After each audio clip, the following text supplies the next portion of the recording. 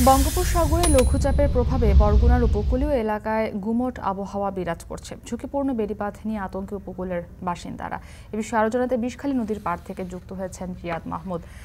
জিয়াদ, জানাবেন যে ঝুঁকি মোকাবিলায় প্রশাসনের পক্ষ থেকে কী ধরনের ব্যবস্থা নেওয়া হয়েছে?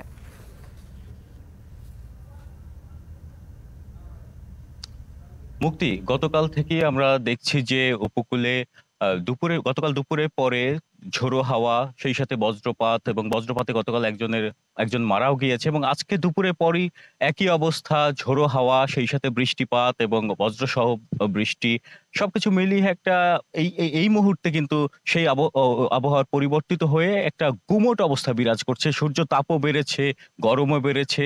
দেখা যাচ্ছে যে এই উপকূলের আবহাওয়ার একটা তারতম্য, এটি একটি অশানি সংকেত বহন করছে বলে মনে করছেন কেউ কেউ। এবং আবহাওয়া অধিদপ্তর যেটি জানিয়েছেন যে বঙ্গোপসাগরে একটি লঘুচাপ সৃষ্টি হয়েছে এবং সেটি আজকে সুস্পষ্ট হয়েছে। স্বাস্থ্য এবং স্বাদের মধ্যে চমৎকার একটা ব্যালেন্স করে পীর প্রিমিয়াম আয়োডাইজড লবণ। বাংলাদেশ ওয়েদার অবজারভেশন টিমের তথ্য মতে দুপুর 12টা নাগাদ এই লঘুচাপটি মংলা সমুদ্র বন্দর থেকে 1100 কিলোমিটার দূরে এবং চট্টগ্রাম সমুদ্র বন্দর থেকে 1210 কিলোমিটার দূরে অবস্থান করছিল। এবং বাংলাদেশ আবহাওয়া অধিদপ্তর আরো জানিয়েছে যে এটি আরো ঘনীভূত হতে পারে এবং আজকে রাত কিংবা কালকে সকাল নাগাদ এটি নিম্নচাপে পরিণত হতে পারে, এবং এরপর কিন্তু এটি আরো ঘনীভূত হয়ে ঘূর্ণিঝড়ের রূপ নিতে পারে। ঘূর্ণিঝড়ের রূপ নিলে এটির নাম হবে রেমাল, এবং এটি ওমানের দেয়া নাম, এর অর্থ হচ্ছে বালু। এবং এইটি ঘূর্ণিঝড়ে রূপান্তরিত হলে আগামী 25 কিংবা 26 কিংবা 27 তারিখ এই বাংলাদেশের উপকূল কিংবা ভারত কিংবা মিয়ানমারের উপকূলে আঘাত হানতে পারে বলে আবহাওয়া অধিদপ্তর এটিও জানিয়েছে।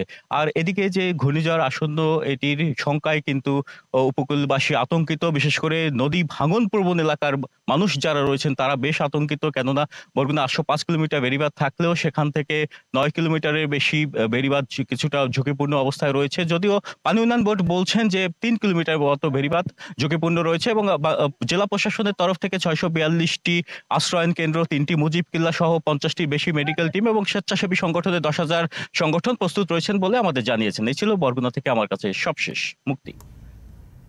জিয়াদ মাহমুদ যুক্ত ছিলেন বরগুনা থেকে।